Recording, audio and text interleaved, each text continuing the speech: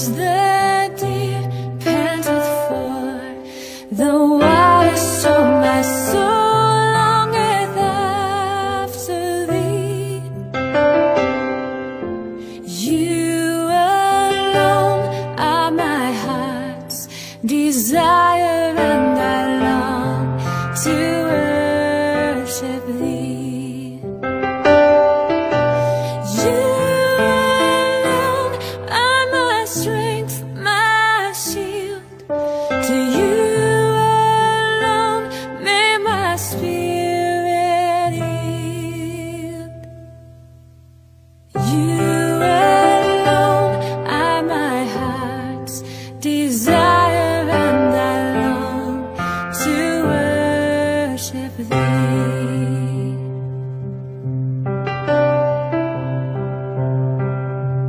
You're my friend, and you are my brother, even though you are a king.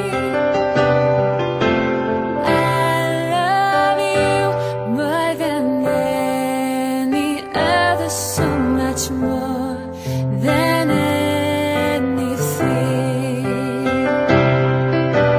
You alone are my strength, my shield.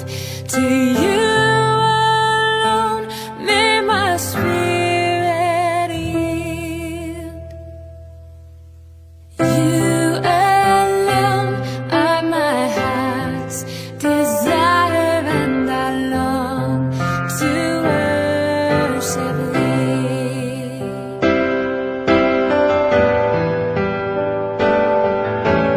I want you more than gold or silver, only you can satisfy. You alone are the real joy giver, and the apple of my eye. You alone are my strength, my shield. To you alone may my spirit yield.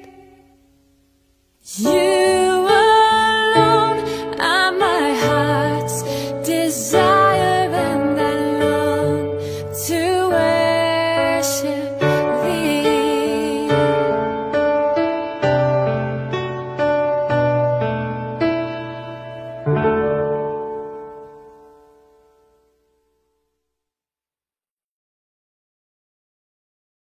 Magandang gabi po sa inyong lahat.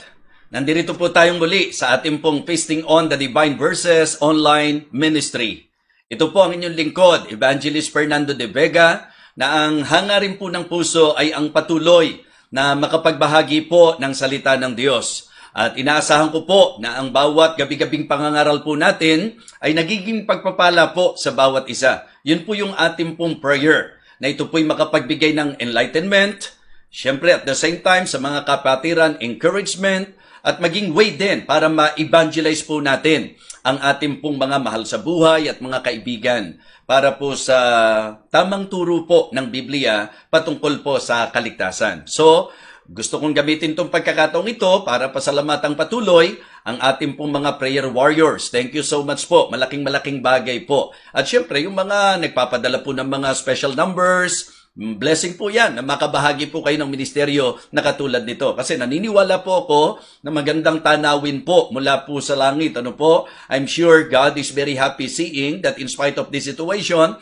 may mga tao po na nakasentro pa rin sa Kanya at sa Kanya pong gawain, sa Kanya pong banal na salita. Nagpapasalamat din po tayo kay Sister Arabel Bautista at maging kay Preacher Jed Mark Cerilla na talagang kabalikat po natin sa gawaing ito. Sa kanila nyo po i-forward mga prayer request po ninyo, mga special numbers po ninyo. Sige po at talagang hahanapan po natin ng pagkakataon upang ito po ay ating pong maging bahagi po ng ating pagbiministeryo sa Panginoon. Alright? So sa ating pong mga pananalangin, siguro po maganda munang bigyang pansin po natin yung ilan sa nasagot na po ng Panginoon.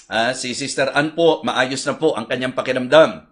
Tapos negative po ang result ng test nila Sister Noemi. So thank you po sa mga nag-pray. At sa mga ipagpe-pray naman po natin, syempre meron pong mga talagang lagi isasama natin sa prayer. Katulad ng recovery ng buong mundo, lahat ng naapektuhan po nitong krisis, lalo na po sa usapang pang-ekonomiya. So ipag-pray po natin. At ang ating pamahalaan, yung wisdom, guidance ng Panginoon, especially in every decision na gagawin po nila. So talagang ipag-pray natin na maging guided po sila. Yung mga frontliners natin, wag po tayong magsasawa na ipag-pray po natin sila sapagkat talagang patuloy pa rin po ang pagharap nila sa matinding laban na ito. At pakisama po si Ma'am Maris po ninyo sa mga frontliners. Ano po? At hiling ko po na talagang lagi nyo kaming isama. Yung wisdom din po na ipagkaloob ng Panginoon sa inyong pong lingkod, lalo na po sa ministeryong ito, maging ang kalakasan po.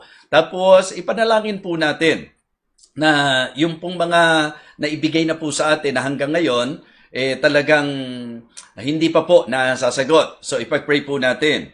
Yung pong YMP enrollment sa pangasiwa po ni Teacher Cell. Ipanalangin po natin ang kaayusan nito at ang pagkilos ng Panginoon, maging sa kanila pong moving up ceremony na ginagawa po, bahay-bahay po yan. So ipag-pray natin. Si Joel A. Miguel po, yung kanyang dialysis, ano po, at maging ang provision po ng Panginoon. Ganon din po, mga minamahal, yung pong speedy recovery po ni Jeffrey Salinas, yung na-aksidente po sa motor na kaibigan ni Brother Jonel. So, ipag-pray po natin siyang patuloy na nawa makarecover po siya. Si Preacher TJ, napagalingin po ng Panginoon. Nag-positive po kasi siya sa COVID-19. Ngayon po ay nasa hospital po siya. Nawa ay mag-negative na katulad po ng nangyari kila Pastor Wendell, kila Ma'am Merly at kay Brother Rapi. Si Adele Mabalot. Si Sister Adele Mabalot po, yung lower back pain po niya. So medyo idinadaing po niya. So ipag-pray po natin. Tapos si Carlo Ortinero, yung pong diabetes po niya at yung pneumonia. Iyon po ang ipag-pray natin na sana gumaling na po. Tapos si Kuya Conrad po at ang mga crew ng Caribbean, Royal Caribbean. Ipag-pray po natin na mag-negative po ang resulta ng kanilang swab test. Salamat, nakarating po sila ng safe and sound. Answered prayer din po pala tayo doon. Diba? So, pag-pray po natin yung negative result ng kanilang swab test. Kasama po si Ma'am Maris ninyo na maging negative din po ang result ng kanyang swab test. Ano po? Tapos, yung pong peace and order patuloy sa Amerika. Tapos, si Brother Billy, ang prayer request po niya, si Sister Rachel, lalo na sa workplace po niya. So, ipag-pray natin, pag-iingat ng Panginoon at ang kaayusan ng lahat. So, tapos, ganun din po, ipag-pray po natin yung safety, lalo na sa mga gawain po natin ngayon, na talagang patuloy po na maingatan po tayo ng Panginoon. Mailayo po tayo sa virus. Ano po? Basta tuloy-tuloy po tayo sa paglilingkod po natin sa Panginoon. At yung ginawang pagre-resume po ng mga services, I hope na talagang ang pag-iingat ng Panginoon sumaating lahat. Si Dr. Shane Gatdula, yung kanya pong everyday safety, kasi binuksan na po uli yung kanyang clinic. So ipag-pray po natin. Yung mga businesses po ni Ninang Maribik, ipag-pray po natin at yung mga specific request po niya na naway maiayos patungkol po doon sa kanyang business at ilang mga transactions po. Isama na rin po natin sa prayer yung pamilya po niya sa Amerika. Si Engineer Vic, lagi nating isama sa prayer na this time maging tiyak na po at maging maayos na po ang lahat. Alam nating may dahilan ng Panginoon kung bakit naantala po ang kanyang pagbalik dito sa atin. Ano po? But this time, I would like to request everyone to please continue to pray na talagang maging maayos na po ang biyahe po niya from Canada to dito po sa Manila. June 26 po ang schedule. Miss na po natin siya. Lalo na po yung isa na kilala ko po. Miss na rin po siya. Okay, si Brother Randy, yung karamdaman po niya, talagang naway pagalingin na po ng Panginoon. Ano po? Tapos si Pastor Jesse Paigmani, na yung kanyang good health at yung wisdom, kasi nagmi-ministeryo din po siya halos araw-araw. Tapos yung comfort na ibigay ng Panginoon sa pamilya po na naulila ni Kuya Ed Miguel. Opo, mga minamahal, siya po'y nasa Panginoon na. Magkasama na po sila ni Pem. So, ipag-pray po natin yung comfort sa mga naulila po. Particularly sila Sister Beth, ano po, ang aking kumare. So, ipag-pray po natin sila, mga kapatid. Okay? So, yun po yung mga nagpadala po ng mga prayer request po sa atin. At ngayon po, hiling ko na kung may maalala po kayo, sabayan niyo po ako, samahan niyo po ako sa panalangin. Let us pray. Dakilang Diyos, aming Panginoon, kami po ay nagpapasalamat sa muling pagkakataon na kami po ay makakapanalangin sa iyo. Dakilang Diyos, salamat po sa mga panalangin sinagot mo, maging sa naging pagdating po nila Brother Conrad ng Safe and Sound, at gayon din po ang kagalingan po ni Sister Ann at ang negative na resulta po ng test nila Sister Noemi at ng kanyang mga kasamahan. Sa pagkakataong ito, Panginoon, pakalinisin mo po kami para walang maging hadlang sa patuloy po naming paglapit sa iyo. At nagpapasalamat kami sa privilege na kami po'y makatawag sa iyo at sa assurance na ibinigay mo po sa amin sa pamagitan ng iyong banal na salita. Ngayon po, dakilang Diyos, nais naming alalahanin pong patuloy ang YMP enrollment. Ikaw po ang gumawa, Panginoon, at naway patnubayan mo po, lalo na po si Teacher Cel sa kanyang pangangasiwa sa school na ito, Panginoon. Ganon din po ang kanilang moving up ceremony, na nawa, Panginoon, maging safe po ito, yung kanila pong ginagawang house to house, Panginoon. Ganon din po si Joel A. Miguel para sa kanyang dialysis, ang iyong pong probisyon, at ang iyong pag-iingat, at ang iyong paggawa para sa kanya pong ikagagaling. Speedy recovery po ang patuloy naming dasal para po kay Jeffrey Salinas, Panginoon. Nawa, siya po'y makarecover sa naging aksidente po niya sa motor. Ito po ang kaibigan po ng aming mahal na kapatid, si Brother Jonel. Kaya itinataas po namin sa iyo si Jeffrey Salinas na pagalingin mo po, Panginoon. Kahit po si Red na amin pong patuloy na isinasama sa panalangin, pagalingin mo rin po siya at mag-provide ka po para sa kanila. Nawa, tulungan mo po sila Sister Mila na nawa maging maayos po, dakilang Diyos, at maging magaling na po ang batang ito, si Red, Panginoon. Ganon din po ang hiling namin, pagalingin mo po si Preacher TJ sa kanya pong karamdaman, at nawa, dakilang Diyos, mag-negative na po siya sa COVID-19. Si Ate Adele Mabalot, Panginoon, yung kanyang lower back pain, pagalingin mo po. Pati po si Carlo Ortinero sa kanyang diabetes at sa pneumonia. Nawa, dakilang Diyos, sipuin mo po ang kanilang mga karamdaman. Hiling din po namin, dakilang Diyos, si Kuya Conrad at ang mga crew ng Royal Caribbean na naway mag-negative din po ang result ng kanilang swab test. Kasama po ang aking pong may bahay, si Maris, na nawa, Panginoon, mag-negative din po ang result ng kanyang swab test at lagi mo siyang iingatan sa araw-araw na pagtatrabaho. Panginoon, hiling po namin ang patuloy na kapayapaan at orderliness po sa Amerika. Ang mga ilang kaguluhan doon, ikaw po, dakilang Diyos, ang magsaayos. At nawa, Panginoon, ikaw po ang siyang tumulong sa lahat ng bansa na makarecover po kami sa aming pong mga ekonomiya, Panginoon. At ikaw po ang siyang gumabay sa aming pamahalaan, sa pangangasiwa, pangunguna at bawat mga desisyon na ginagawa. Ang mga gawain po na nagtataas ng iyong pangalan at nangangaral ng iyong banal na salita. Nawa, dakilang Diyos, kabayan, ingatan mo po kami, lalo na po sa pagre-resume ng mga services, Panginoon, na talagang gagawin po sa mga gatherings. Ikaw po ang patuloy na gumabay, mag-ingat at maglayo sa bawat isa sa karamdaman. Si Dr. Shane Gatdula, Panginoon, yung pong everyday safety sa naging pagbubukas niyang muli ng kanyang clinic, ipinagkakatiwala namin sa iyo. Pati ang mga businesses po ni Ninang Maribi, ang ilan sa mga transactions po na kanyang specifically hinihiling sa iyo, dakilang Diyos, na nawa ito po ay maging maayos. Kasama po ang kanyang pamilya sa ibang bansa, inilalapit namin sa iyo. Si Engineer Vic, sa tuna, Panginoon, ikaw po ang siyang patuloy na mag-ingat, gumabay, at sa pagkakataong ito, hiling po namin na matuloy na po ang kanyang pag-uwi ayon sa iyong kalooban ngayon pong June 26, Panginoon. Isaayos mo po ang lahat at kami po'y nagtitiwalang lubos sa iyo. Si Brother Randy, pagalingin mo patuloy sa kanya pong karamdaman. At gayon din po, hiling namin, Panginoon, na ikaw ang siyang magbigay pansin kay Brother Billy, Sister Rachel, nasa New York, Panginoon. Ingatan mo po sila, lalo na sa kanilang workplace, Panginoon. Ikaw po ang siyang laging magbantay sa kanila. Ganon din po, dakilang Diyos, si Pastor Jesse Paigmani, para sa kanyang kalusugan at ang karunungan na kailangan po niya sa araw-araw na pagmiministeryo. Panginoon, gusto rin namin gamitin ang pagkakataong ito para hilingin po sa iyo ang kaaliwan sa pamilya po na naulila po ni Brother Ed Miguel. Lalo na po si Ate Beth, Panginoon, hiling ko po na yung kaaliwan mo ang maranasan po nila sa panahon at pagkakataong ito. Dakilan Diyos, salamat po sapagkat nagkaroon kami ng muling pagkakataon na makapanalangin sa iyo. Gabayan mo rin po maging ang amin pong pagsasalo-salo sa iyong banal na salita. Ikaw po at ang iyong kapangyarihan ang siyang pumuspos sa iyong banal na lingkod na mangangaral ng iyong banal na salita. Hiling ko po na ikaw po ang gagawa para sa bawat makakapakinig. Panginoon, ito po ang aming panalangin sa pangalan po ng aming Panginoong Jesus. Amen. Amen. Okay, so purihin po ang Panginoon.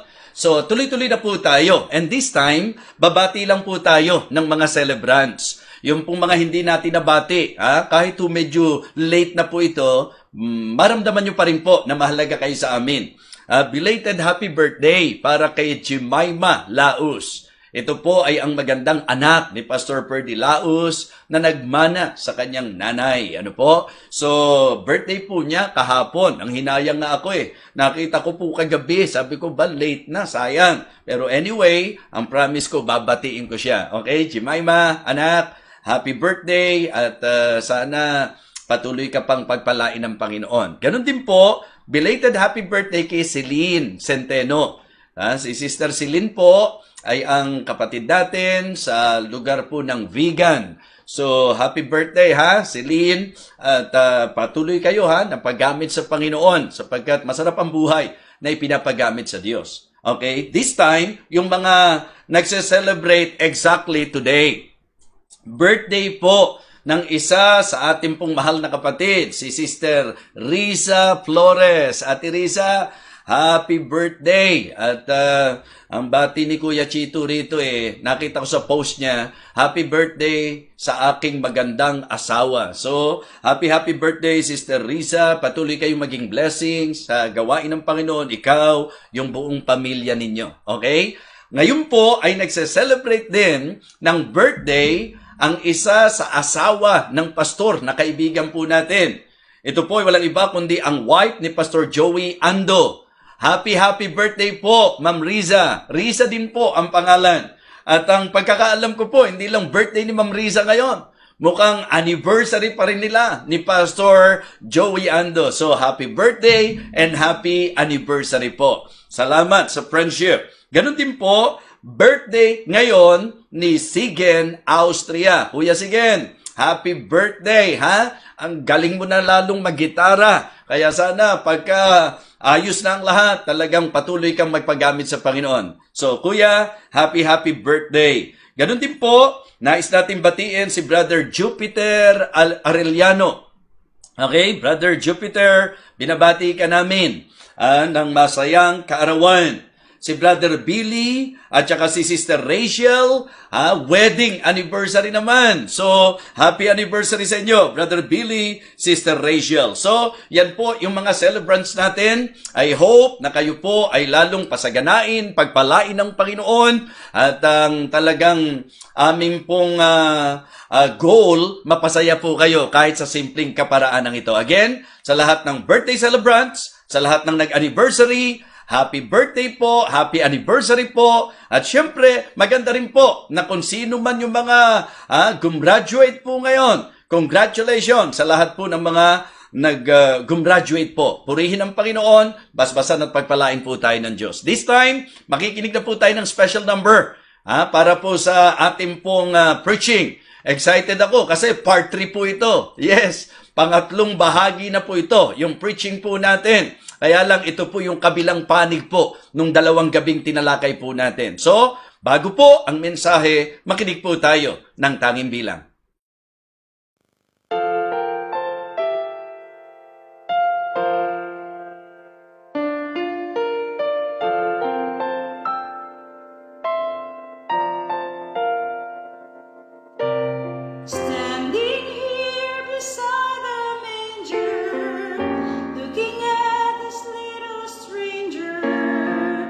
Wondering if it'll be like other boys.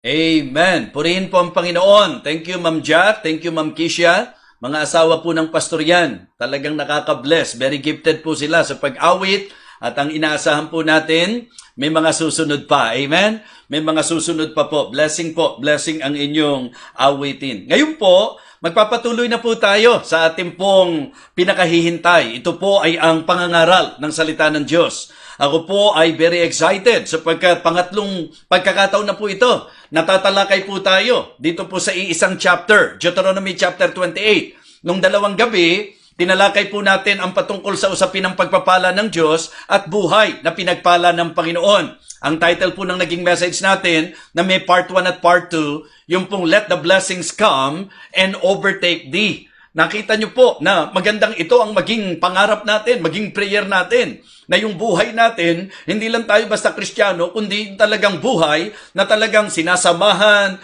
sinusundan ng pagpapala at inuunahan ng pagpapala. Amen po yan. Amen? So napakaganda po na ito po ay nakatulong at nakapagbigay po ng liwanag sa bawat isa. Ngayong gabi po, medyo yung kabilang panig po nito ang ating tatalakayin. Parang part 3 po ito, kaya lang medyo negative po ang dating nitong ating pangatlong preaching dito po sa Deuteronomy chapter 28. Kasi po, pag-uusapan natin, salot. Ano po? Curses. Ang ibig sabihin lang po nung salot, kabaliktaran po ito ng blessing.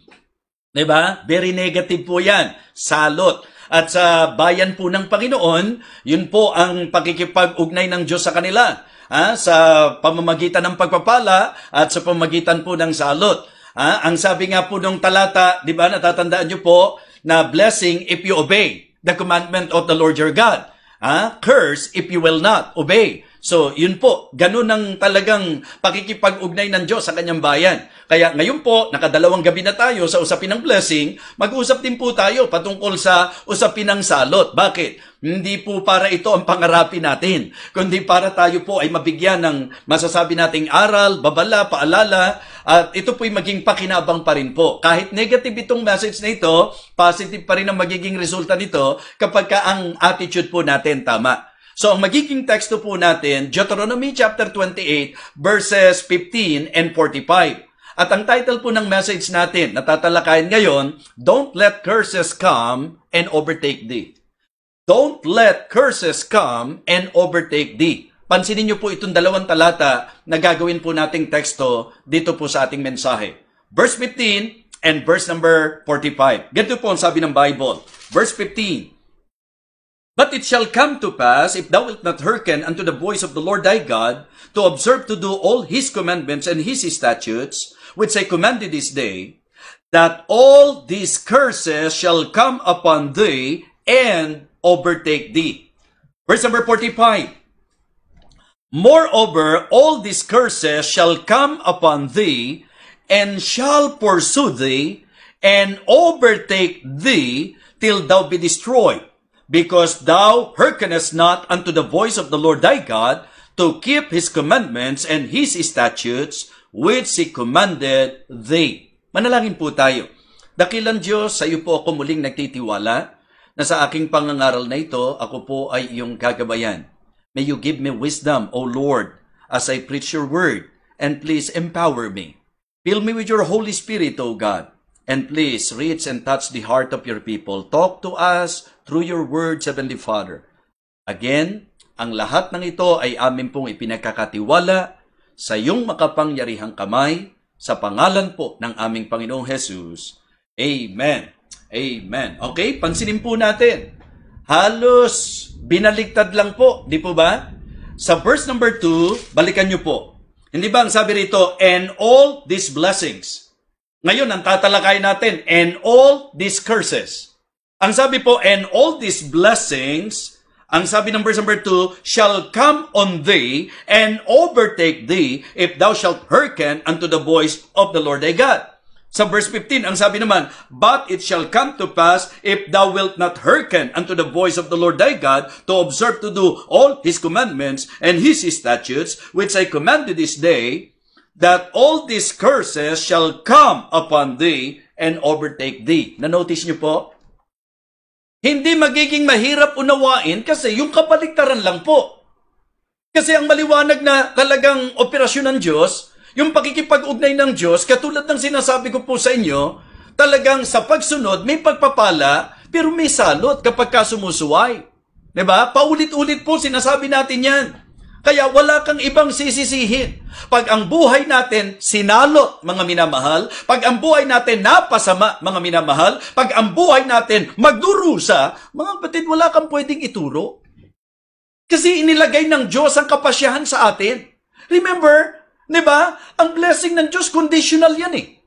Confirm po yan, pero choice po natin yan. So ikaw ang pipili, a blessing if you obey the commandment of the Lord your God, and a curse if you will not obey. So the idea is very clear na sa verse number 2, ang sabi po, all these blessings, di ba? Lahat ng mga pagpapalang ito shall come on thee and overtake thee if thou wilt hearken unto the voice of the Lord thy God. Pero sa verse number 15, ang sabi po ng later part, and all these curses shall come upon thee and overtake thee. Sa anong konteksto po? Pag hindi ka nakinig sa Diyos. In fact, pansinin niyo po sa verse 45, ang tindi po rito eh. Moreover, all these curses shall come upon thee and shall pursue thee. Hahabulin ka. Kaya sabi ko, parang magandang title ng mensahe ito Di ba? Hinahabol ng salot. Habulin ng salot. Di ba? Ang sabi po kasi, moreover, all these curses shall come upon thee, and shall pursue thee, and overtake thee, till thou be destroyed, because thou hearkenest not unto the voice of the Lord. So yung usapan parang tapos na doon eh. Pag nakinig ka, pagpapalain ka. Pag hindi ka nakikinig sa Diyos, sasalutin ka. So parang ganun kasimple. Pero para i-enjoy pa natin yung substance nito pong ating pong tinatalakay, itong chapter na ito, hayaan nyo po na ibigay ko, ilatag ko pa rin po sa inyo ang ating pong mensahe. Ang una po na gusto kong maintindihan natin, for me, this is not redundancy. Ito po ay consistency. Amen? Hindi po ito yung pagpapaulit-ulit lang, kundi makikita nyo how consistent ang turo ng Bible patungkol sa tinatalakay po nating mensahe. So let me share with you yung mga puntos po natin. Ang unang tatalakayin po natin is about the content and the concept nito pong ating pong mensahe. Don't let curses come and overtake thee. Ano po yung pinaka-content? Ano po yung pinaka-concept, mga kapatid? Alam niyo po ba na pag inaral po ninyo itong bandang kalagitnaan hanggang hulihan po ng chapter 28, hindi kayo magkakandatuto sa dami po ng mga sinabing salot na mararanasan ng mga hindi nakikinig sa Diyos, ng mga hindi sumusunod sa Panginoon. Kaya for me, this is about, number 1, this is about restrictions and reminders. Ito pong ating pong binasa na chapter 28, kung babasahin po nating isa-isa, para sa akin po, this is about restrictions and reminders. Ito po yung patungkol sa mga bagay na dapat pakaingatan natin at mga paalala na dapat nating bigyan ng atensyon. Hindi ba? Kasi, sabi ko nga, pag inulit po natin kasi, hahaba po tayo. At sa totoo lang, medyo nakakahutal basahin po ito. Okay? Pero kung paano pong doon sa first part, para lang po kuwang-kuha nyo po yung idea, sa first part, minumulat po tayo sa buhay na pagpapalain ng Diyos. Pagka nakinig daw po sa Panginoon at sinabi niya, pagpapalain ng city, pagpapalain ng lupain, pananaganain ng bunga, ng kanilang mga pananim, yung mga cattle, at ang sabi po mga kapatid, yung flocks at saka yung sheep, basta ang punto po, pupunuin, pasasaganain ng Panginoon. Pagka sumusunod, yan po ang blessing. Pero mga kapatid, grabe po eh. Nakakakilabot naman po yung aabuti ng tao na susuway sa Diyos. Grabe naman yung salot na tinukoy po. In fact, nung tiningnan ko, mas mahaba yung banggit sa dami ng salot na mararanasan po ng mga hindi makikinig sa Diyos eh. Kaya for me, this is about restrictions. Dapat makita natin dito yung mga bagay na dapat pakaingatan po natin. Dapat ito po'y maging paalala po sa atin. Mga kapatid, this is about restrictions and reminders. Ang sabi po ng verse number 15 again, But it shall come to pass, if thou wilt not hearken unto the voice of the Lord thy God, to observe to do all his commandments and his statutes, which I commanded this day, that all these curses shall come upon thee and overtake thee. Isa-isahin po natin. Hindi ko na po babasahin yung mga verses 16 at sa mga ilang bahagi pa nito, sapagkat yun po, yung kabaliktaran lang po, nung sinabi po doon sa verses 3, pababa po sa ating mga talata. Pero pansinin niyo po yung ilan na talagang medyo para sa akin po, magandang maging paalala po. Ang sabi po ng verse number 20, the Lord shall send upon thee cursing, vexation, and rebuke in all that thou settest thine hand unto for to do, until thou be destroyed, and until thou perish quickly, because of the wickedness of thy doings, whereby thou hast forsaken me. The Lord shall make the pestilence cleave unto thee. Just try to imagine that. Grabe, yung mga peste raw po, kakapit sa atin. Ang sabi po mga kapatid, maliwanag, magdurusa tayong mabilis. Dahil sa mga masasamang ginagawa po natin. So kaya nga kung aangatan po natin, para ma-recall nyo lang po, niliwanag natin na hindi ganun lang po yun. Yung pong doubt natin sa Panginoon, yung pagdudahan mo ang Diyos, hindi ganun lang yun, mga kapatid. Ganun din naman yung disobedience. Hindi po pwedeng susuway ka sa Diyos, areglado lang. Mga kapatid, sana po maintindihan nyo po na itong talakay natin ngayon, this is about restrictions and reminders. It is good for all the believers to always consider na sa pag-aaral natin ang salita ng Diyos, maalaman natin yung mga restrictions, mga kapatid. Maalaman natin at mabigyang pansin natin yung mga reminders. This is about Deuteronomy chapter 28 is about restrictions and reminders. Yung bang hindi mo po pwedeng sabihin, hindi ka pinaalalahanan. Yung hindi mo po pwedeng sabihin at balikan ng Diyos na hindi mo naman kasi sinabi. Mga minamahal, may Biblia po tayo. At ang Biblia po natin ay nagdadala sa atin sa tinatawag nating gabay, sa mga bagay na dapat nating ingatan, at ito ang nagpapaalala sa atin maging sa mga bagay na makakasama po sa atin. Again, this is about restrictions and reminders. May mga ilang pong mga example na po pwede tayo ma-consider sa Bible na talagang napapariwara at napapahamak. Alam nyo po, pagka-Kristiyano po tayo, hindi po pwedeng bara-barabay, hindi po pwedeng ang laya-laya natin sa mga gusto nating pagkilos. Hindi. May Biblia tayo. May panuntunan tayo. So let me give you my second point. This is about, number 1, restrictions and reminders. And this is about rules and regulations. Yes. Ang Diyos natin, na Diyos na may kaayusan, hindi po pwedeng ang tao mabuhay ng kung saan magiging pariwara, mga kapatid. So the Lord gave us His Word. Ibinigay ng Diyos sa atin ang Kanyang salita.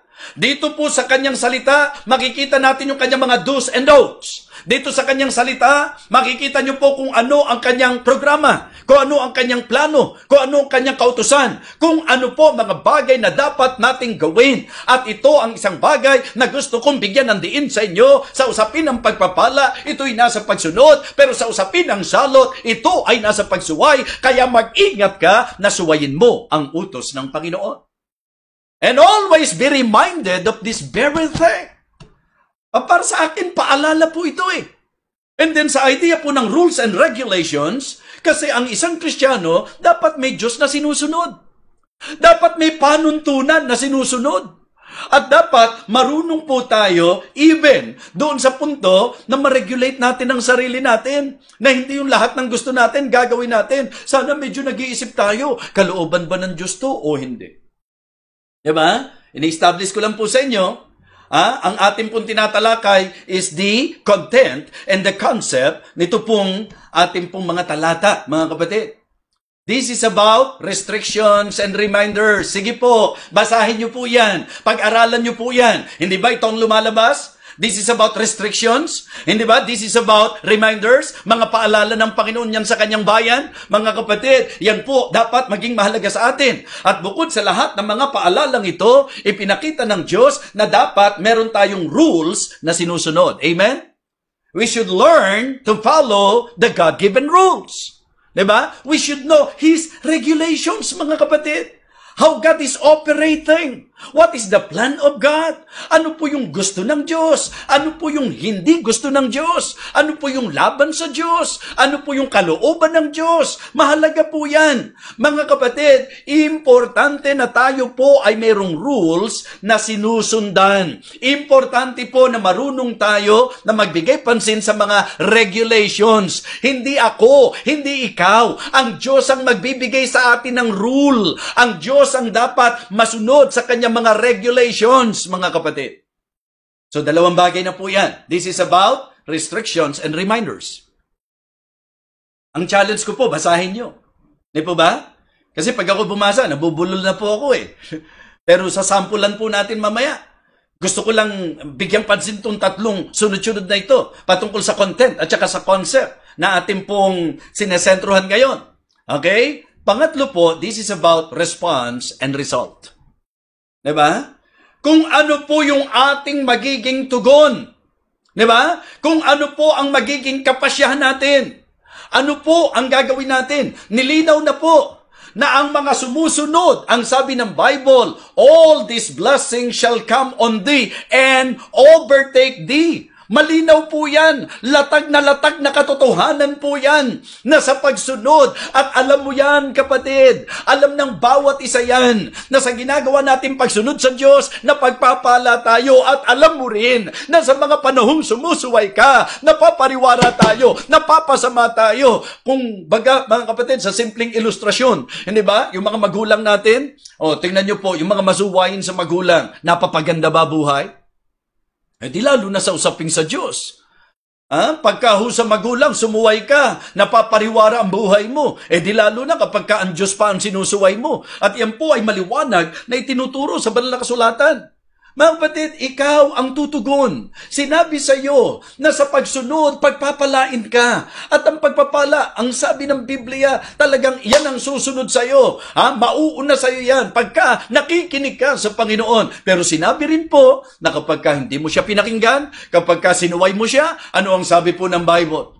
Diba? All these curses shall come upon thee and overtake thee. Mga kapatid, ang tanong ngayon, ano response mo? Anong desisyon mo? Kung ano po yung magiging desisyon natin, mga kapatid, huwag na tayong magtaka kasi yun po ang magdedetermine ng magiging outcome, ng resulta nito sa buhay po natin. Hindi kasi po pwede yun, nasusuway ka, ang gusto mo, blessing? Hindi pwede. Hindi po pwede, mga minamahal. Kasi ito po ang maliwanag na paglalatag ng katotohanan ng salita ng Diyos. Kaya again, about the content and the concept, this is about restrictions and reminders. This is about rules and regulations. And this is about response and result. Kung ano po ang magiging tugon ko, kung ano po ang magiging desisyon ko, kung papaano ko po pagpapasyahan ang aking pong natutunan at napakinggan, ang Diyos hindi ka pipilitin. Ang Diyos binigyan tayo ng will, binigyan tayo ng kakayahan o ng masasabi nating kalayaan upang tayo po'y magpasya. Gusto kong sabihin sa inyo, may kaisipan na ibinigay ang Panginoon sa atin, may kapasyahan na ipinagkaloob ang Panginoon sa atin, but make sure you are ready sa resulta ng iyong mga magiging desisyon. Amen? So kaya ito po ang ipinapakita po dito sa chapter 28. Sabi ko nga, pagka inaral nating mabuti, napakaganda na tayo po ay medyo mapaalalahanan talaga. Don't forget our restrictions. And please give attention sa reminder. Diba? You should know the rules and regulations of God. And then, be aware of your response na magdadala sa iyo sa resulta, sa magiging bunga. Hindi po pwedeng masuwayin ka sa Diyos, pagpapalain ang buhay mo. Hindi rin naman po pwedeng sinusunod mo ang Diyos, hindi kanya pagpapalain. Mga kapatid, Hinding-hindi sisira ang Panginoon. Amen? So number 1, the content and the concept. Nito pong ating tinatalakay. Don't let curses, come and overtake thee. So pangalawa, gusto kong bigyan pansin po natin is the challenge and the considerations. Yung pong hamon at saka yung mga bagay na dapat nating i-consider. Ano po ang una? Dito po sa Deuteronomy chapter 28, lalo na po sa teksto po natin, sa ilang mga pagbabasa po natin, ang isang bagay na dapat i-consider natin mga kapatid is the warning of the Word of God. Yes! Isang bagay na dapat maintindihan natin, pag tayo nagbabasa ng salita ng Diyos, ito po ay pwedeng magbigay ng mga babala sa atin. Kaya balikan niyo po yung teksto natin. Sabi ko nga, kahit nakakabulol ito, nagkakabuhol-buhol ang dila sa pagbasa, yung iba po, kaya ayaw nila ng King James dahil sa ganyan. Hindi raw po yung mga magagaang na words ang ginagamit. So, yung Old English, hindi po ba? Pero hindi po pwedeng lumihis po tayo eh. Sige, basahin po natin. Ang sabi po ng verse number 15 again, But it shall come to pass, if thou wilt not hearken unto the voice of the Lord thy God, to observe and to do all his commandments and his statutes, which I commanded this day, that all these curses shall come upon thee and overtake thee. Tingnan nyo po, unawain nyo mabuti yung verse number 15. Yan ba hindi warning?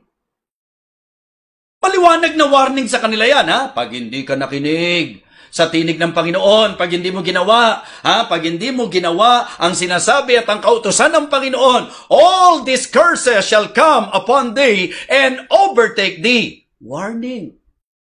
So consider the warning of God. The warning of the Word of God. Verse number 16. Cursed shalt thou be in the city, and cursed shalt thou be in the field. Cursed shall be thy basket and thy store. Cursed shall be the fruit of thy body, the fruit of thy land, the increase of thy kind, and the flocks of the sheep. Habang binabasa ko po ito, naalala ko po, kabaliktaran nung sinabi po niya sa mga makikinig at susunod sa kanyang kautusan. Di po ba? Sabi po ng verse number 19, Cursed shall thou be when thou comest in, and cursed shalt thou be when thou goest out.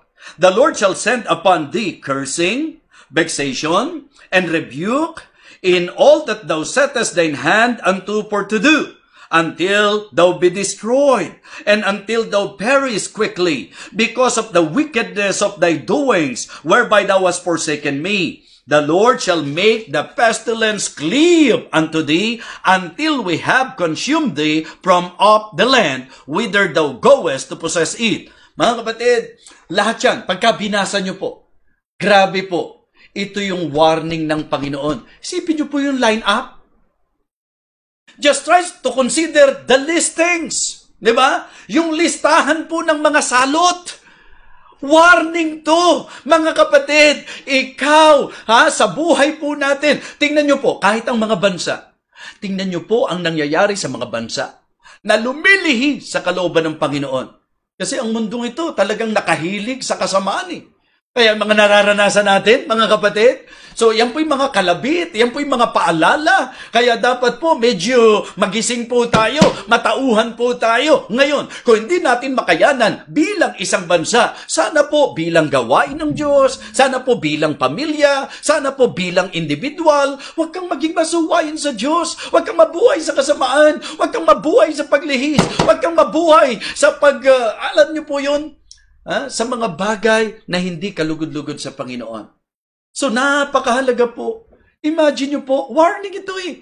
Hindi po pwedeng sabihin na hindi naman kasi alam, hindi naman ipinakita sa atin. Alam nyo, yan ang kagandahan sa Biblia. Ang Biblia po ay aklat na nagbibigay ng warning sa bawat isa sa atin. Ang tanong lang, kinukonsider mo ba? Challenge po ito, mga kapatid. Di ba? Consider the warning of the Word of God. Ito po ang sabi po ng Bible. Tuloy na natin. The Lord shall smite thee with a consumption, diba? And with a fever, and with an inflammation, and with an extreme burning, and with sword, and with blasting, and with mildew. Ang sabi po, and they shall pursue until thou perish. Grabe! Kung gaano kaganda yung paglalarawan sa atin ng pagpapalain, yung bang kahit ano gawin, pagpapalain, kahit saan pumunta, sinasamahan ng pagpapala, yung kahit na saan, yung direksyon niya, uunahan ng pagpapala. Grabe kung gaano kaganda paglalarawan po tungkol doon sa mga sumusunod na pagpapalain ng Diyos. Nakakakilabot naman tong warning na ito, na pag hindi ka raw susunod sa Diyos, hindi pagpapala hahabol sa iyo. Ang hahabol sa iyo, salot, mga kapatid. Hindi natin dapat pabayaan mangyari po ito. So I can say na sa consideration and challenge, ang dapat bigyang pansin po natin, number 1 is the warning of the Word of God. Okay? Point number 2, the worth of the Word of God. Yung pong halaga ng salita ng Diyos. Kaya nga sabi ko po, ewan ko sa inyo, pero sa akin po, I can say na ang laki-laki ng naitulong ng salita ng Panginoon.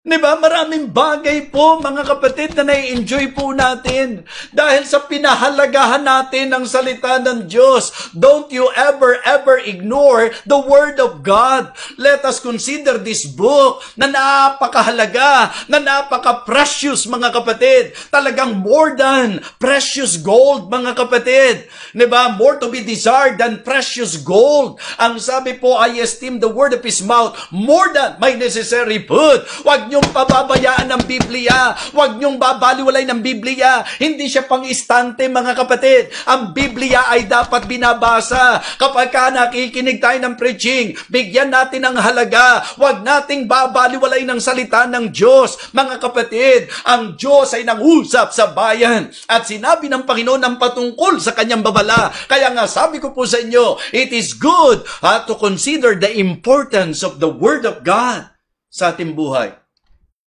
Pag hindi ho natin pinahalagahan ang salita ng Diyos, diba? Meron po, noon pagka manonood ng telebisyon, diba? Tutok na tutok.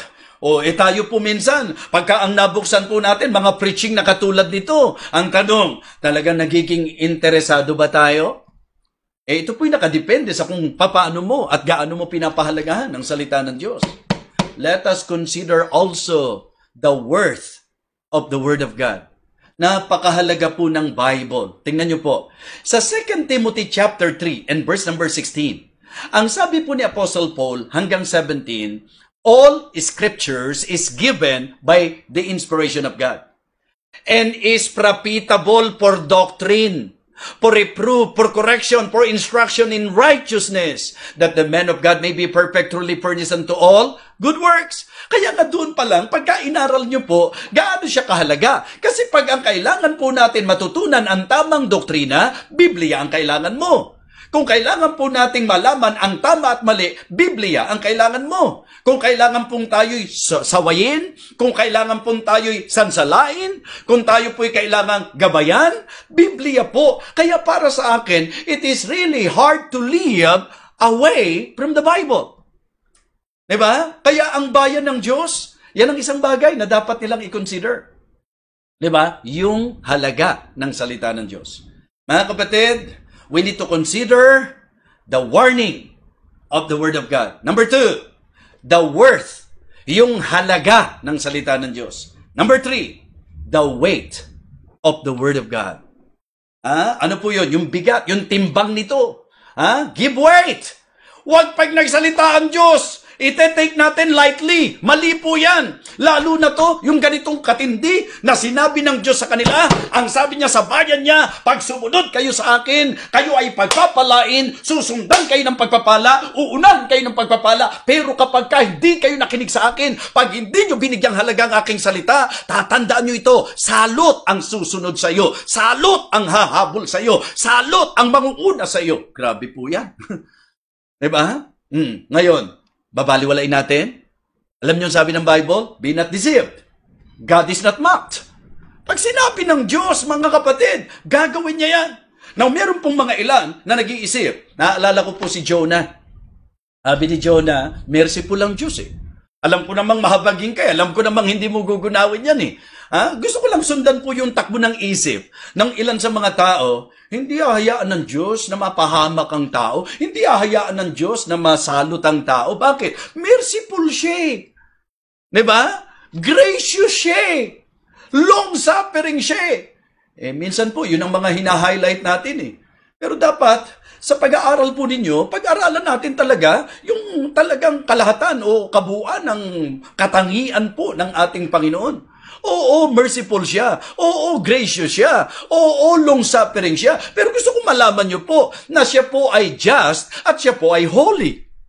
Kaya hindi po pwede, mga kapatid, na ito po ay hindi bigyan ng pansin. At isa pa, direkta namang sinabi niya, kung hindi mo siya pakikinggan, hindi niya kasalanan yan. Kasalanan po natin yan. So kaya, bigyan natin ng weight. Diba? Minsan kasi pagka nakakaraos-raos tayo, nakalalagpas tayo, bakit kahit di naman ako nagbibigay, parang wala naman nangyayari sa akin. Anong salot-salot na yan? Bakit parang okay na okay lang? Una, talaga bang naghahamon ka? Diba? Yun yung punto. Bakit sa kabila nung hindi ko naman sinunod, hindi ko naman ina-apply yung salita ng Diyos, parang okay lang naman. Ang tanong, ready ka ba? Diba? Hindi po pwede na ang Diyos, sasabihin niya, tapos hindi niya gagawin. Mga kapatid, pagka ang Diyos nagsalita, bigyan mo ng weight. At alam po natin, na yung sinasabi niyong merciful God, na yung sinasabi po nating gracious God, yung natutunan nating long-suffering God, gusto kong malaman nyo na ginunaw po niya ang mga tao sa panahon po ni Noah dahil sa kasamaan. Gusto kong malaman nyo po na ginunaw niya ang Sodoma at Gomora dahil sa kasamaan. Mga kapatid, sabi ko nga, isang bagay na dapat pag-isipan natin, kamusta ba itong mga salot na ito? Kamusta po ba yung mga kalamidad na nararanasan natin? Kamusta po ba? Kapag ikaw nasa pagsunod sa Diyos, alam ko, ingatan ka ng Panginoon. Okay? Maliban na lang kung katakdaan mo na talaga. Pero ang gusto ko pong i-point out is that, yung tunay na sumusunod sa Panginoon, hindi po pwedeng sumala yan. Sinabi ng Diyos, pagpapalain niya, at talagang uunahan niya ng pagpapala. Uunahan siya ng pagpapala. So, napakahalaga po nito. Nakakatakot makakita ng mga hindi po nagbibigay ng pagpapahalaga sa salita ng Diyos at yung pong hindi nila binibigyan ng timbang ang salita ng Diyos sa kanilang buhay. Mga kapatid, walang makapagsasabi sa inyo na hindi nyo ito nalaman. Walang makapagsasabi sa atin na hindi natin ito napakinggan. Walang makapagsasabi sa atin hindi natin ito napag-aralan. Mga kapatid, nililiwanag ko sa inyo na kung ang titingnan po natin sa tinatalakay natin ngayon, ang content at ang konsepto po ng ating pag-aaral sa mensahe po nating do not let curses come and overtake thee. Pinag-aralan po natin that this is about restrictions and reminders. Yung mga bagay na dapat ingatan. Yung mga paalala na ipinarating po sa atin. This is about rules and regulations. Hindi mo po pwedeng sabihin, hindi mo alam. Itinuro yan sa salita ng Diyos. Ano ang mga do's and don'ts? Ano ang mga bawal ng Diyos? Ano ang mga pwede? Ano ang tama? Ano ang mali? Nandyan po yan sa Biblia. And this is about response and result. Na kung paano ka tutugon, kung ano magiging pasya mo, yan po ang magdedetermine ng magiging outcome, resulta nito sa buhay mo. And please, consider the warning of the Word of God. Please, consider the worth of the Word of God. Please, consider the weight of the Word of God. Hindi po pwedeng hindi gagawin ng Diyos pag sinabi niya. Kaya aralin niyo po, yung mga salot na ito, ginagawa po ng Panginoon yan. Doon po sa bayan niya, ang sabi nga po doon sa Malakay chapter 3, hindi po ba? Sa verse number 8 hanggang verse number 11, pansinin niyo po yon. Malakay chapter 3. Total, nag-uusap tayo kung paano ang Diyos po nakikipag-ugnay sa bayan niya, di po ba? Sa usapan ng pagpapala at sa usapan ng salot. Tingnan niyo po ang sabi ng Malakay chapter 3. Hindi ba ang sabi ng verse number 8? Will a man rob God? Yet ye have robbed me. And you say, wherein have we robbed thee? In tithes and in offering. Ang sabi po niya sa verse number 9, ye are cursed with a curse, for ye have robbed me, even this whole nation. Bring ye all the tithes into the storehouse, that there may be meat in mine house, and prove me now herewith, said the Lord of hosts, if I will not open you the windows of heaven, and pour you out a blessing that shall not have room enough to receive it. Verse number 11, and I will rebuke the devourer for your sakes, and ye shall not destroy the fruits of your ground, neither shall your vine cast her fruit before the time in the field, saith the Lord of hosts. Mga kapatid, And all nations shall call you blessed, for ye shall be a delightsome land, saith the Lord of hosts. You see, napakaganda po eh. Lagyan natin, bigyan natin ng weight. Pag sinabi ng Diyos sa bayan niya na ito dapat gawin, alam niyo po, kahit yung naging paglihis nila sa pagsamba, grabe po ang ginagawa ng Panginoon. Ipinararamdam ng Diyos ang kanyang galit. Ipinararamdam ng Diyos na talagang siya po ay masasabi nating grieve. Ano po? Importante yan. Sapagkat itinuturo po sa atin ng Biblia kung ano ang tamang pagsamba, makinig po tayo, at ang sabi ng Panginoon, maliwanag po. Tingnan niyo po, pinakikita ko lang kung paano po siya nakikipag-ugnay sa bayan niya. Ang intensyon po natin, magbigay liwanag. Pansinin niyo po, kausap niya ang kanyang bayan. Ito po yung patungkol sa, natatandaan niyo po yung 10 Commandments, di po ba? Ang sabi po, verse number 1, Exodus chapter 20 and verse number 1, And God spake all these words, saying, I am the Lord thy God, which have brought thee out of the land of Egypt, out of the house of bondage. Ang sabi ng verse number 3, Thou shalt have no other gods before me. Thou shalt not make unto thee any graven image, or any likeness of anything that is in heaven above, or that is in the earth beneath, or that is in the water under the earth. Thou shalt not bow down thyself to them, nor serve them. For I, the Lord thy God, am a jealous God, visiting the iniquity of the fathers upon the children, unto the third and fourth generation of them that hate me. Mga kapatid, tingnan niyo po kung paano ang Diyos sa usapin ng pakikipag-ugnay niya sa kanyang bayan, kung paano siya mag-express ng kanyang puso. Hindi po pwede na sasabihin natin hindi siya makatarungan sapagkat hindi po naglalapat ng salot ng kaparusahan ang Panginoon nang hindi po siya nagbigay ng kanyang salita, nagbigay ng kanyang paalala, nagbigay ng kanyang babala. Kaya sa kabila po ng naintindihan natin kung anong sinasabi ng Diyos at sinusuway natin, huwag na tayong magtaka. Pagka ho inaaral natin sa usaping bayan why do you think ang Diyos po nagagalit? Bakit? Kasi imbis na siya sambahin ng tao, imbis na siya ang kilalanin ng tao. Mga kapatid, now is the time. Magandang maramdaman niyo po yung kasensitibuhan ng ating pinag-uusapan ngayon. Give weight on the Word of God. Mga kapatid, pahalagahan mo ang salita ng Diyos at bigyan mo siya ng weight. Hindi po pwedeng babaliwalain mo siya. Hindi pwedeng babaliwalain mo yung sinabi niya. Hindi po pwedeng magaan ang magiging treatment mo. Pag sinabi ng Diyos, tutuparin niya yan. Gagawin niya yan. Kaya, mga kapatid, let us consider the weight of the Word of God. Napakahalaga po na atin pong bigyang pansin. Kasi sa panahon po natin, yan po ang nakakalungkot na makita Marami pong mga tao sa kabila nung eto na sinabi ng salita ng Diyos, pinipilit pa rin yung kanyang kinagisnan, pinipilit pa rin yung kanyang pangrelihiyong paniniwala.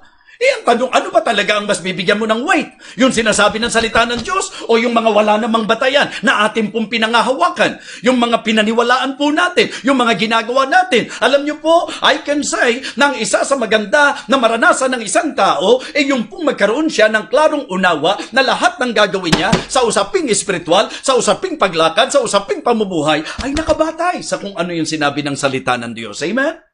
Mga kapatid, consider the weight of the Word of God. Don't let curses come and overtake thee.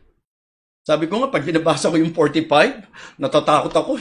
Pagka ganito po yung magiging kalagayan natin.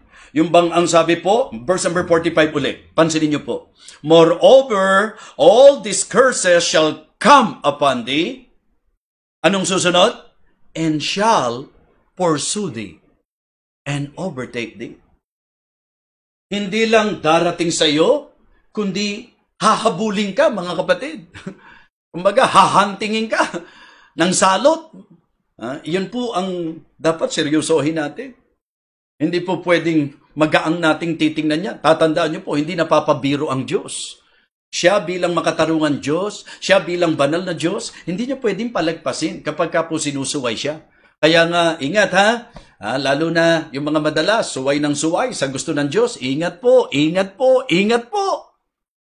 Mahalaga pong tayo ay magbigay pansin sa itinuturo ng salita ng Panginoon. It is now high time na ang mga kababayan natin manumbalik na po sa Diyos, mga kapatid. Ito po yung panahon na habang may pagkakataon, papakinggan natin ang panawagan ng Diyos na kung tayo'y nasa paglihis, habang hindi pa ibinibigay ng Diyos ang kanyang kahatulan, habang hindi mo pa nararanasan ang salot, kumambyo ka na kaagad. Hindi po pwedeng sumala ang sinabi ng salita ng Diyos. Kaya nga ang panawagan po, if my people which are called by my name shall humble themselves and pray and seek my face and turn from their wicked ways. Ang sabi po ng ating pong mga talata kanina, dahil sa wickedness, hindi po ba? Tingnan niyo po ang sabi ng verse 20. Okay, verse number 20. Ang sabi po, the Lord shall send upon thee cursing, vexation, and rebuke in all that thou settest thine hand unto for to do, until thou be destroyed, and until thou perish quickly. Why? Sinabi po ang dahilan. Kaya, pag-isipan nyo mabuti ha, kung hindi natin binibigyan ng weight ang salita ng Diyos sa buhay natin, mag-isip tayo mabuti. Ang sabi po, because of the wickedness of thy doings, whereby thou hast forsaken me. Dahil sa mga masasamang gawa po natin, alam nyo po, pinoforsake natin ang Panginoon. Kaya nga, yun ngayon ang matindi po. Verse number 21, di ba? The Lord shall make the pestilence cleave unto thee until he have consumed thee from off the land whither thou goest to possess it. Sabi ko, nakakakilabot ng kalagayan ito. Kaya habang may tsansa pa, kambyo na po tayo, mga kapatid. So, yung mga i-consider po natin, challenge po ito, na dapat nating i-consider. Ano po yon? The warning of God, the worth of the Word of God. Okay? The warning of the Word of God, the word of the Word of God, and the weight of the Word of God. Mga kapatid, ngayon po, sa pagtatapos natin, bigyan nating pansin ang pangatlo. Una, the content and the concept. Don't let curses come and overtake thee.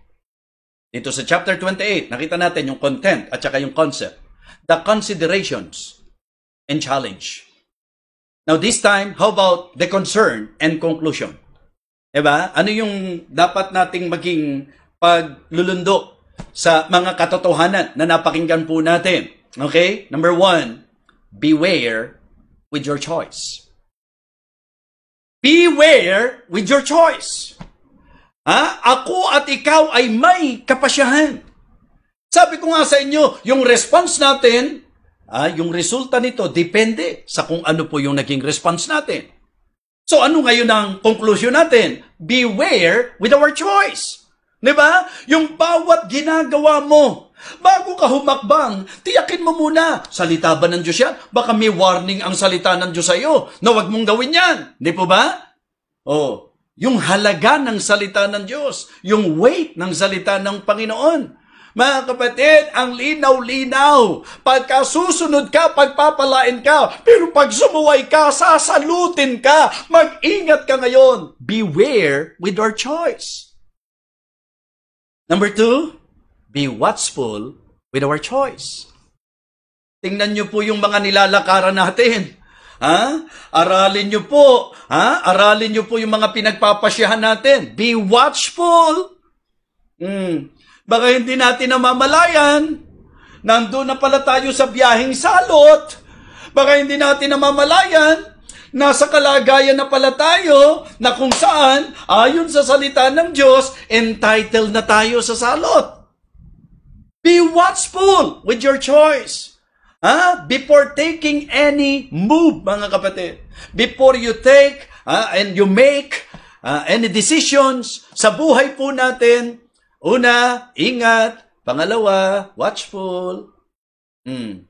And be wise with our choice. Simpleng-simple po, mga kapatid Mahirap bang mamili? Mahirap bang mamili? Parang ang idea niyan kung papipiliin ka, ano gusto mo? 1 milyon? O walang pera? Diba? Ano gusto mo? Blessing? O salot? Siyempre po, ang bibili ng tao. Bakit sa realidad ng buhay, hindi ganun? Diba? Ang dali-dali pala Pag ginamitan pala ng isip Yung matinong isip, blessing if you obey. Curse if you will not obey. Ang tanong, ano ang gusto mo? Blessing o curse? Syempre po blessing. Blessing pala gusto mo eh. Bakit pagsuway ang pinipili mo? Diba? Pag-aralan po nating mabuti. Kaya nga baka itong salot na nararanasan natin ngayon, baka panawagan ng Diyos ito eh. Baka paalala ng Panginoon ito eh. Kaya nga sabi ko po, hanggat may time pa, cambio na po tayo. Manumbalik po tayo sa Panginoon. Makinig na po tayo sa tinig ng Diyos, mga kapatid. Huwag nating baliwalain ang kanyang babala. At tayo po'y magpahalaga sa kanyang salita. Bigyan natin ng weight ang sinasabi ng Panginoon. Makinig tayo sa kanya. At ngayon po, sa pagtatapos ng mensahe natin sa 3 sunod-sunod na gabi na ito, mga kapatid, ating inaral ngayon yung patungkol sa mga salot. At ang paalala ko po sa inyo, don't let curses come and overtake thee. Huwag niyong hayaan na habulin tayo ng salot. Huwag nating hayaan na lagit-lagi masalot ang ating buhay. At para mangyari yan, let us decide wisely. Be wise with our choice. Kahit na po hindi gusto yun ng marami, ang piliin mo yung sinabi ng Panginoon sa iyo. O kung kani-kaninong tinig ka nakikinig, makinig ka sa tinig ng Diyos. Kasi ang sabi niya, maliwanag po, and all these blessings shall come on thee and overtake thee if thou wilt hearken unto the voice of the Lord thy God. Sa Kanya ka makinig, blessing yun eh. Pero ang sabi niya, pag hindi ka nakinig, all these curses shall come upon thee and overtake thee. Pakiusap. Don't let curses come and overtake thee. Huwag niyo pong hayaan, mga kapatid, na yung mga salot ang sumunod sa atin at ang humabol sa atin at ang mauna sa atin. Ang laman at ang kaisipan ng ating tinalakay ngayon ay patungkol sa restrictions and reminders. Patungkol po sa rules and regulations. Patungkol po sa response and result. Nililinaw ko po kung ano yung iyong response, yon ang magiging resulta sa buhay mo.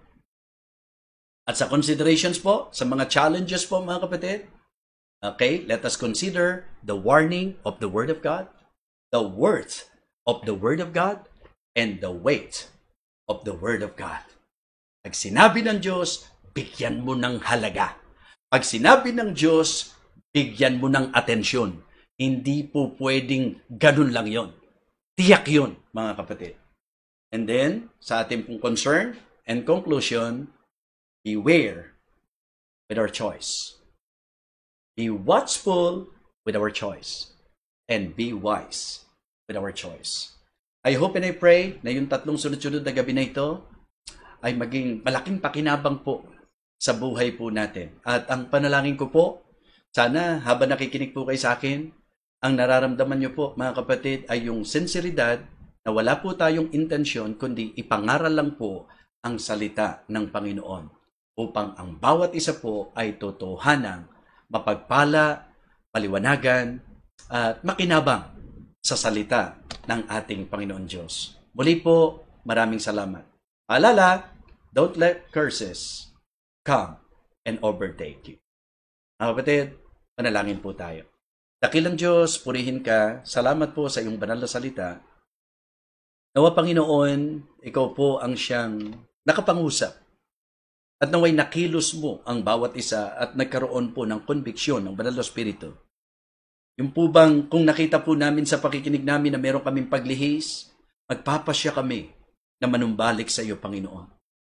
Kung may mga bagay po na parang nabaliwala namin mula sa mga sinabi mo sa amin, na wadakilan Diyos, kami po ay magkaroon ng puso na kung saan pahahalagahan namin ang iyong salita. At nawadakilan Diyos, ito po'y naging babala na hindi babaliwalain ang bawat isa sa amin. Panginoon, muli po, ayon na rin sa desire ng iyong lingkod, nawa mabuhay po kami sa pinagpalang buhay. Mabuhay po kami na sinusundan ng pagpapala. Mabuhay kami na inuunahan ng pagpapala. At hindi po ng salot o sumpa. Sa iyo ko po ipinagkakatiwalang mabungang resulta ng mensaheng ito, Panginoon. Ito po ang aming panalangin. sa pangalan po ng aming Panginoong Jesus. Amen. Amen. Okay, so purihin po ang Panginoon. Medyo talagang ating pong kinatas, ang laman ng Deuteronomy chapter 28, na kung paanong ang Diyos ay nakipag-ugnay sa kanyang bayan. Muli po, ang inyong lingkod ay nananalangin na nawa, i-enjoy po natin ang Diyos ng mapagpala at ang pagpapala ng Diyos sa ating buhay. Muli po, magandang gabi sa inyong lahat. Maraming salamat po sa lahat ng ito. To God be the glory.